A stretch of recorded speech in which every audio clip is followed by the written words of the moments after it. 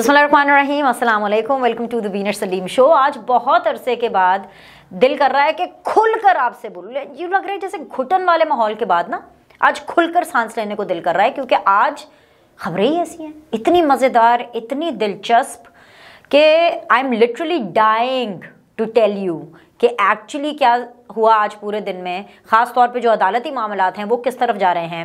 ख़ास तौर पे अगर मैं आपको वन लाइनर दूं कि भाई गेम अगले लेवल पर चली गई है। पाकिस्तान के अंदर जो आने वाले दिनों के अंदर जो माहौल होगा वो इतना ठंडा और बोरिंग नहीं होने वाला। मतलब बहुत ज़्यादा एक्शन होता हुआ दिखाई देगा, डायरेक्ट फैसला होता हुआ दिखाई देगा। इसलिए क्योंकि काजी साहब आ गए हैं, काजी साहब छा गए हैं। और काजी साहब की सीधी बात क्या, काजी साहब की सीधी बात मैंने आपको बतानी है। वैसे तो खैर आज ये भी सुनने को मिला कि काजी साहब ने फरमाया कि साहब नहीं कहना चाहिए, साहब किसी के नाम के आगे लगाएं, किसी हुकूमती ओहदेदार के आगे, तो बड़ा एक लाइक वो वाली फीलिंग आती है जैसे कि वो कोई रूलर है और बाकी सारे गुलाम है। मतलब ये मुझे अप्रोच और ये सोच भी मुझे उनकी अच्छी लगी। लेकिन भाई हम तो फिर भी काजी साहब को काजी साहब ही कहेंगे, वो चाहे जितना चाहे मर्जी बोले। तो काजी साहब की सीधी सीधी बातें, बिकॉज काजी साहब ने बिग मूव की है, और एक मूव नहीं, बिग मूव्स, इतनी बड़ी मूव्स की हैं वो मैं आपको बताऊंगी इस वीडियो के अंदर। इसके अलावा जी खबरदार होशियार, इमरान खान कसूरवार, हा कितना राइमिंग एक वो जुमला बन गया है कि कैदी नंबर 804 जो हैं वो कसूरवार साबित हो गए हैं। जिसका मतलब ये है कि अब फड़े तो हो गए ने, तड़े भी हो गए ने, अब उनके खिलाफ होनी है ठीक ठाक किस्म की कार्रवाई। और वो कार्रवाई अब होगी जी, फर्द जुर्म आयद होगा और उसके बाद मौजा ही मौजा। खान साहब की मौजें लग गई हैं, लंबी मौजें लग गई हैं, क्योंकि इमरान खान साहब लंबा जेल में रहने वाले हैं। सुन लिया आपने। तीसरी चीज जो आज के दिन की अगर मैं आपको कहूं कि सबसे बड़ी खबर है कि विलन का खात्मा। कौन है विलन? सबके लिए एक ही विलन था, सारी पॉलिटिकल पार्टीज के लिए एक ही विलन था, इमरान खान को पीटीआई को निकाल के। वो विलन था कौन? जनरल फैज हमीद। विलन का साथ छोड़ दिया पाकिस्तान तहरीक इंसाफ ने, यानी पाकिस्तान तहरीक इंसाफ ने जनरल फैज को भी धोखा दे दिया। इमरान खान ने जनरल फैज का भी साथ नहीं दिया। इसलिए साथ नहीं दिया क्योंकि जनरल फैज उनको चाहिए नहीं थे। इससे बड़ी खबर कोई और होगी, वो जनरल फैज जिसके लिए इमरान खान साहब ने अपनी पूरी पार्टी, अपनी पूरी सियासत का बलिदान, का कुर्बानी देने के लिए तैयार थे। और उससे भी दो कदम आगे चल के कि जनरल फैज ने अगर किसी के साथ सगापन दिखाया, अगर जनरल फैज ने किसी के साथ लॉयल्टी निभाई है, अपनी फैमिली से भी ज़्यादा अगर उन्होंने किसी के साथ लॉयल्टी निभाई है ना, तो वो इमरान खान है, इमरान खान है और इमरान खान है। और इमरान खान ने बदले में क्या किया? उन्होंने एक दफ़ा फिर से ये साबित कर दिया कि उनसे बड़ा विलन कोई नहीं है, उनसे बड़ा एहसान फरामोश कोई नहीं है। तो भाई जो विलन है ना वो तो गयो, फैज तो गयो, जी का जाना ठहर गया, सुबह गया या शाम गया। अब मैं आपको ज़रा सारी रुदात बता देती हूँ, लेकिन सबसे पहले कुछ बिग मूव्स के बारे में बात करती हूँ। जो काजी साहब है ना, वो जिस तरीके से बोगस मुकदमात, यानी हमें तक्के से बनाए हुए फेक मुकदमात जो हैं, फेक खबरें ही नहीं होती, फेक मुकदमात भी होते हैं। जी हाँ, जो बोगस मुकदमात हैं उनमें वकला को इतनी तेज़ी से उनका एहतसाब कर रहे हैं। ये एहतसाब ही हुआ ना कि इतनी तेज़ी से, इस रफ्तार से उनको जुर्माना कर रहे हैं कि बोगस केस है। जी जुर्माना उस वकील को जो वो बोगस केस लड़ा है, जो बोगस केस लेकर के आया है, कि उस हिसाब से ये लग रहा है क्योंकि काजी साहब के पास ऑन जॉब 1 साल है, 365 डेज़। उन 365 डेज़ में से भी अगर आप 2-2.5 महीने अदालतों की छुट्टियां निकाल लें, जो कि जाहिर सी बात है कि काजी साहब के हिस्से में भी आएंगी, तो आप ये समझ लें कि उन 1 साल में से उनके पास 7 या 8 महीने, और इन 7 या 8 महीनों में उन्होंने 55,000 के करीब जो केसेस पेंडिंग पड़े हैं रफली, उन सबको, खैर सबको तो पता नहीं सुन सकते हैं कि नहीं सुन सकते, सबको निपटा सकते हैं कि नहीं निपटा सकते, आई डोंट नो, लेकिन उनमें से जितने भी केसेस हैं जिनको उन्होंने सुनना है, बाकी जजेस ने सुनना है, उनको उन्होंने निपटाने की कोशिश करनी है। और जिस हिसाब से वो जुर्माने कर रहे हैं ना बोगस मुकदमात पे, मैं ये दावे से कह सकती हूँ कि ये जो अभी वाले चीफ जस्टिस के जो पाँव पालने में नज़र आ रहे हैं ना, ये जिस तरीके से नज़र आ रहे हैं कि जिस तरीके से इनकी स्पीड चल रही है, ये जो चाइना ट्रेन स्पीड है, अभी शहबाज स्पीड भूल जाएं आप ये जो CM पंजाब हैं निगरान हमारे मोहसिन नकवी स्पीड, इसको भी भूल जाएं। ये जो काजी की स्पीडें हैं ना, ये मैं आपको बता रही हूं कि more than half of the cases अगर इसी रफ्तार से काजी साहब चलते रहे ना, जुर्माने करते रहे, बोगस केसेस को आड़े हाथों लेते रहे, तो ये उन्होंने बहुत से मामला निपटा देने हैं और ये आने वाले जो चीफ जस्टिस हैं उनके लिए एक नेक शगुन होगा कि वो भी ज़रा सुधर कर ही आए, पहले से सुधर कर मनसब पर आए। एनीवेज, एक तो मैंने आपको ये बात बतानी थी। दूसरी चीज़ जी, अब आ जाएं जी, आज था 28 और 28 तारीख का मैं तो आपको पिछले 1 महीने से कह रही थी, पहले 1 महीने से मैं आपको यही बता रही थी कि भाई काजी साहब ने आना है और फैज़ को ठिकाने लगाना है। अब वक्त आ गया है वो एक विलन को ठिकाने लगाने का। और फिर उसके बाद पिछले 15 दिनों से, जब से 28 की तारीख अनाउंस हुई थी, मैं तो आपको बार बार ये कहती थी 28 तारीख आने तो दें, और बिल आखिर वो दिन आ गया। अब आज का जो दिन है ना, बस आपने तसल्ली से, आज मैंने और इस वीडियो के अंदर कोई इधर उधर के तमाम ये वो ताम झाम कुछ और डिस्कस नहीं करना, मैंने सिर्फ आपसे ये चीज़ डिस्कस करनी है क्योंकि जो अहवाल हमें अदालत से मिलता है, जो अहवाल हमें समाज से मिलता है, बड़ा इंटरेस्टिंग है। सबसे पहले मैं आपको बड़े बड़े उसके मोटे मोटे पॉइंट्स बता देती हूँ कि एक तो 1 नवंबर तक इसकी समाअत को मुलतवी किया गया है। नंबर 1, 1 नवंबर को ये बिल्कुल पॉसिबिलिटी है कि अब जो इसकी समाअत होगी, फैज़ाबाद धरने की नजरसानी वाले समाअत वो टेलीविजन पर लाइव नशर की जा सकती है। नंबर 3 जो मैंने आपको बताना था कि बहुत ज़्यादा चांसेस हैं कि फैज़ हमीद के खिलाफ कार्रवाई होगी, क्योंकि आज ये पूछा गया कि भाई फैसले पर अमल दरामद क्यों नहीं हुआ। आ गए ना वही बात जो मैं कह रही थी कि वो काजी है भाई, वो खोसा या साकिब निसार या बंदयाल नहीं है, वो काजी है। जब आप काजी साहब का पूरा नाम लेंगे ना तो फिर आपको पता चलेगा कि इतनी हिम्मत और इतना जज्बा कहाँ से आता है। काजी फाइज ईसा साहब, जी हाँ, जब आप पूरा नाम लेंगे ना विद रिस्पेक्ट एंड डिग्निटी, तो तब आपको पता चलेगा। क्योंकि ऐसे लोग होते हैं जो ना सिर्फ अपनी इज्जत कराते हैं बल्कि अपनी इदारे की भी इज्जत कराते हैं। वो सही कहते थे लोग कि जो जजेस हैं ना वो अपने फैसलों से जाने जाते हैं। काजी साहब तो अपने नाम से जाने ही जाते थे, अपने काम से भी जाने जाएंगे एनीवेज, और मजीद जाने जाएंगे। चौथी चीज, जो जनरल फैज हमीद हैं उनको बरतरफी का सामना करना पड़ सकता है। बेशक वो रिटायर हो चुके हैं, तो जब मैं ये कहती हूँ कि बरतरफी का सामना करना पड़ सकता है, विच मीन्स कि उनकी पर्क्स, उनकी जो पेंशन है, उनकी जो मरात हैं, वो वापस ली जा सकती हैं। और सबसे बड़ी खबर, ब्रेकिंग न्यूज दूं आपको शुरू में ही, जो जनरल फैज हैं उनके साथ उनका इदारा यानी इस्टेब्लिशमेंट उनको प्रोटेक्ट नहीं कर रही, उनके साथ उनका इदारा इस मुद्दे पर नहीं खड़ा है। जाए मैंने आपको इतनी बड़ी खबर बता दी, या मैं आपको बड़ी हतमी खबर बता रही हूं, बहुत वसूख से बता रही हूं। और अगर आप इसके अंदर अगर आप नून लीग का तड़का डालना चाहते हैं तो आप इसके अंदर ये तड़का डाल लें कि वो जो नवाज शरीफ साहब ने फैज और बाजवा का नाम थोड़ी देर के लिए सेंसर किया है, वो इसीलिए तो किया है, फैज को और बाजवा को सजा देना मकसूद है।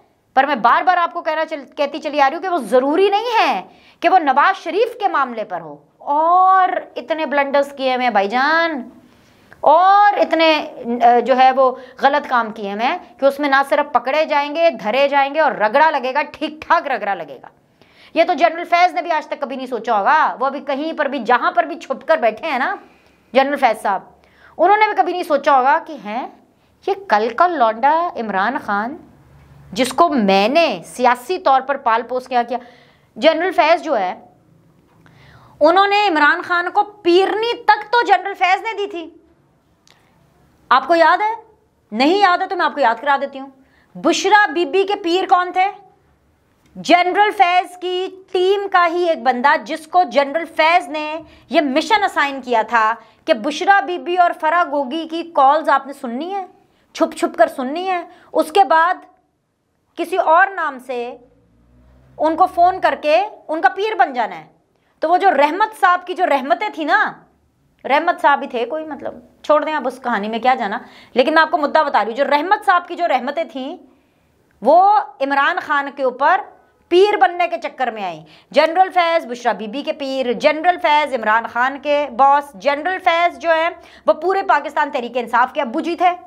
क्या क्या कुछ जनरल फैज ने इमरान खान के लिए नहीं किया, हुकूमत बनाई, हुकूमत गिराई, यहां तक कि आसिम मुनीर साहब जो अभी मौजूदा आर्मी चीफ हैं उनके खिलाफ महाज खोल दिया भाई कि जी मैं बनूंगा, इतना एम्बिशन, इतना इतना लालच कि कम में खुश नहीं होना। ना जनरल फैज को कम में खुश होना था, ना इमरान खान को कम में खुश होना था। जब लालच ज्यादा हो और ज्यादा चाहिए तो फिर हाल यही होता है। कभी नहीं सोचा होगा, अभी जिस भी कोने में बैठे हुए हैं ना जनरल फैज साहब, और अभी जिस भी जगह पर छुपे हुए हैं, अपना मुंह छुपा छुपा के ऐसे ऐसे करके रो रहे होंगे जनरल फैज कि हाय इमरान खान ने मुझे छोड़ दिया, मुझे तो खान ने भी छोड़ दिया। अच्छा चले जल्दी जल्दी अहवाल पर आ जाए। आप ये कहेंगे कि ये क्यों ऐसी बातें कर रही हैं, मैं आपको जल्दी जल्दी अहवाल बता देती हूँ।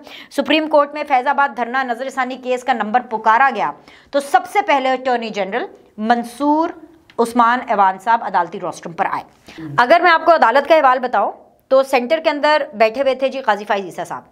राइट साइड पर उनकी एक तरफ बेसिकली थे जस्टिस अमीनुद्दीन खान साहब, दूसरी तरफ उनके बैठे हुए थे जी जस्टिस अतर मिनुल्लाह साहब। एनीवेज अटॉर्नी जनरल ने बात शुरू की तो काजी साहब ने कहा कि पहले दरखास्त गुजारों की हाजिरी लगा दें। उन्होंने स्टाफ से पूछा कि कुल कितनी दरखास्तें आई हुई हैं। पता चला जी 8 हैं, 8 के करीब दरखास्तें हैं। उसके बाद उन्होंने कहा कि पहले एक तस्दीक करते चलें कि ये कोई स्पेशल बेंच नहीं है, बाकायदा मुकदमात की समाअत करने वाला ये बेंच है। चीफ जस्टिस का कहना था कि नजरसानी वही बेंच सुनता है जिसने असल मुकदमे की समाअत की हो, मगर बेंच के दूसरे जज रिटायर हो चुके हैं, तो लिहाजा अब ये प्रैक्टिस एंड प्रोसीजर कानून को देखते हुए हम ये जो 3 लोग हैं ये इसको सुनेंगे। ओके, मजे की बात यह है कि जितने भी फरीकैन थे उन्होंने अपनी नजरसानी दरखास्तें वापस ले ली। कौन कौन फरीकैन था?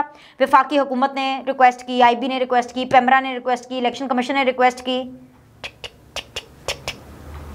तहरीक इंसाफ ने भी रिक्वेस्ट की थी। पर यही तो ट्विस्ट है कि भाई इन सब ने आखिर अपनी जो दरखास्त हैं वो वापस क्यों ली नजरसानी की? वो इसलिए ली क्योंकि डर गए। पहले इन्होंने नजरसानी की दरखास्त जनरल फैज की वजह से की थी क्योंकि वो तब रिटायर नहीं थे, वो कुर्सी पर थे और सबकी बैंड बजी हुई थी, सब डर रहे थे। और वो कहते हैं ना जो डर गया वो मर गया, ये सारे के सारे डरे हुए थे इसीलिए मरे हुए थे। अब इनमें जान आई। काजी साहब, you know 1 person matters at times. एक शख्स की हिम्मत इसलिए बहुत बड़ी चीज होती है। कितने डरपोक लोगों की दरखास्तें थी और एक दलेर आदमी, उसके सामने दरखास्तें नहीं टिकी, सबने वापस ले ली। क्यों वापस ले ली? डर की वजह से, मजीद डर की वजह से कि पहले डर की वजह से इस फैसले के ऊपर हमने नजरसानी की दरखास्तें डाली थी, अब तो काजी आ गया, फैज को तो छोड़ो, फैज साहब तो चले हुए कारतूस हो गए, ये चले हुए कारतूस हैं, अब इन तिलों में तेल नहीं है, इनसे हमने कुछ नहीं लेना, बस मिशन एकम्प्लिश्ड, फैज साहब साइड पर काजी साहब बैठे हुए हैं। तो अगर हमने अपनी दरखास्तें नजरसानी की वापस नहीं ली तो ये तो और फैसलों पर और नुक्ते निकलेंगे, तो ये तो हम सारे गड़ जाएंगे। एनीवेज जी, फिर जी सुप्रीम कोर्ट में समाअत के दौरान जो अटॉर्नी जनरल थे उन्होंने कहा कि वफाक इस केस में दिफा नहीं करना चाहता। तो इस पर काजी साहब ने पूछा कि भाईजान अब क्यों आप वापस लेना चाहते हैं? पहले कहा गया कि फैसले में गलतियां हैं, अब वापस लेने की क्या वजूहत है? देखा ना, काजी साहब हैं, ऐसे थोड़ी आपने कह दिया, उन्होंने मान लिया। उन्होंने कहा जी रीजन क्या है, क्यों अब वापस ले रहे? पहले तो आप बहुत कह रहे थे कि जी इसमें बहुत गलतियां हैं और बहुत इसमें इशू है और बड़े मसले मसाइल हैं। अटॉर्नी जनरल साहब ने कहा कि फैसले पर नजरसानी अपील जब दायर की गई थी उस वक्त हुकूमत और थी। चीफ जस्टिस ने पूछा कि आपने तहरीरी दरखास्त क्यों दायर नहीं की? अटॉर्नी जनरल ने कहा कि मैं अपना बयान दे रहा हूं ना आपको, तो अभी रिटर्न लिख के आपको क्या देता। उसके बाद आहिस्ता आहिस्ता पेमरा के वकील आए, फिर उसके बाद आहिस्ता आहिस्ता जी इलेक्शन कमीशन के वकील आए, फिर उसके बाद आहिस्ता आहिस्ता बात पहुंची कहां तक पहुंची, आज मेन मुद्दे पर। उसके बाद तहरीक इंसाफ के वकील, क्या सुना आपने? कान खोल के ये देखे ना, ये अगले 2-3 मिनट आपने कान खोल के सुनने हैं। तहरीक इंसाफ के वकील कौन थे जी? उनके वकील अली जफर साहब, वो रोस्ट्रम पर आए और बताया कि उनको पार्टी की जानिब से अदालती फैसले पर नजरसानी दरखास्त वापस लेने की हिदायत मिली। ओए होए होए होए, सही सुना, एक एक लफ्ज जो मैं भी पढ़ के आपको बता रही हूँ समाअत में से, ये हीरे के बराबर है, हीरे में तोलने के बराबर है ये लफ्ज। और जितने कौमे यूथ के लोग बैठे हैं ना, आगे आ जाओ, और जितने फौजी और जितने जनरल फैज के फॉलोअर्स जो कि इमरान खान से इश्क कर बैठे थे, जितने बंदयाल साहब और उन जैसे लोग इमरान खान के इश्क में गिरफ्तार थे ना, उनको असलियत बता दो इमरान खान की, यह आदमी किसी का नहीं है भाई, यह आदमी किसी का नहीं है। फिल्मों में विलन भी किसी के नहीं होते, इसीलिए फिल्मों के अंदर जो विलन है ना वो ऐसे ही एंड पे हारते नहीं है, क्योंकि उनकी कमिटमेंट जीरो होती है। तो विलन का अहवाल सुन ले जी। चीफ जस्टिस काजी फाइज साहब ने कहा कि अगर आप कुछ कहना चाहते हैं तो बोल सकते हैं, अगर वो कुछ कहना चाहते हैं तो बोल सकते हैं। तहरीक इंसाफ के वकील से बार बार पूछा गया, उनको यकीन है कि नजरसानी दरखास्त वापस लेने की हिदायत की गई है। वकील अली जफर ने मुस्कुराते हुए अपनी बात दोहराई तो चीफ जस्टिस ने कहा कि फिर भी देख ले। मतलब काजी साहब को यकीन नहीं आ रहा था कि पीटीआई ने जनरल फैज का भी साथ छोड़ दिया। काजी साहब ने कहा फिर भी देख लें, क्या आपको तस्दीक शुदा हिदायत मिली है? मतलब बाद में ये ना हो कि 1 नवंबर को आके सानू बोलो कि नहीं वो हमें हिदायत नहीं। आपको पता है इनके भी लीगल बहुत मसले होते हैं, क्योंकि अब ज़्यादा अभी बहुत से लोग इसके ऊपर व्लॉग कर रहे होंगे। आत्मा रोल रही होगी इस टाइम पर सारी पीटीआई वालों की। जनरल फैज भी मैं आपको बता रहा हूँ ना, कोने में बैठ के रो रहे होंगे, वो भी इधर उधर फोन घुमाएंगे कि की कितना है पीटीआई ने, की कितना है मेरे नाल। तो इनको जब शर्म आएगी ना हमारी ये वीडियोस देख करके, प्रोग्राम्स देख करके, फिर 1 नवंबर को पता चले कोई पलटी ना मार रहे, तो इसलिए काजी साहब ने बार बार पूछा।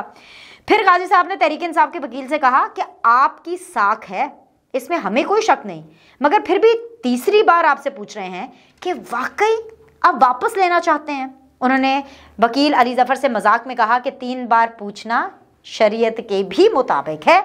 तो लिहाजा जी ये पूरी सूरत हाल थी। और एंड के ऊपर जो एक अहम इंपॉर्टेंट चीज़ जो कि मैं आपको बताना चाह रही थी इस समात के हवाले से, वो ये है कि चीफ जस्टिस ने कहा कि देखना होगा कि लाइव ये केस नशर हो सकता है या नहीं। इस पर अटॉर्नी जनरल ने कहा कि सुना है कि पब्लिक ने सुप्रीम कोर्ट की बराह रास्त नशरियात को पाक भारत मैच से ज़्यादा एंजॉय किया।